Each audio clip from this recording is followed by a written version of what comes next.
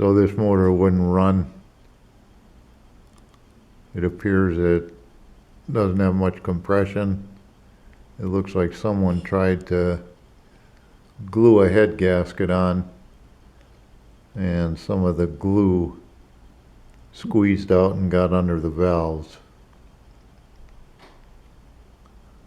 So I'm going to clean that up, take the valves out, and see if we can get some good compression and get it running. So with the motor low on compression, before I take the valves out and do a valve job and check rings, I thought what I would do is prop the valves open with a wooden dowel and then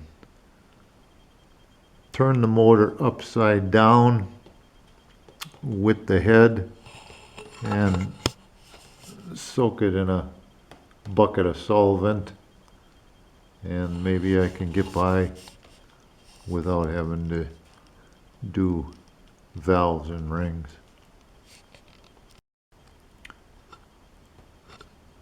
So we set the motor and the head down in the bucket, upside down, and we'll see what happens.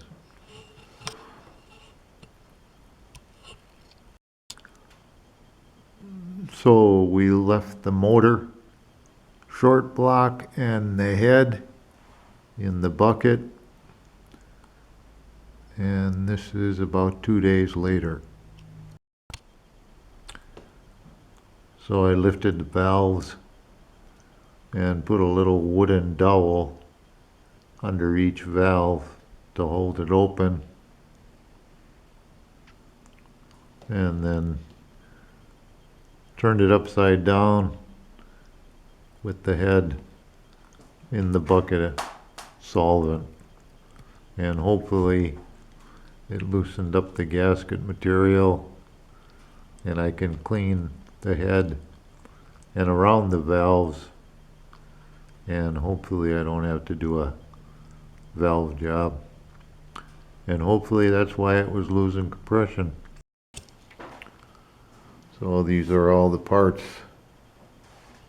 for the Tecumseh motor that we're working on,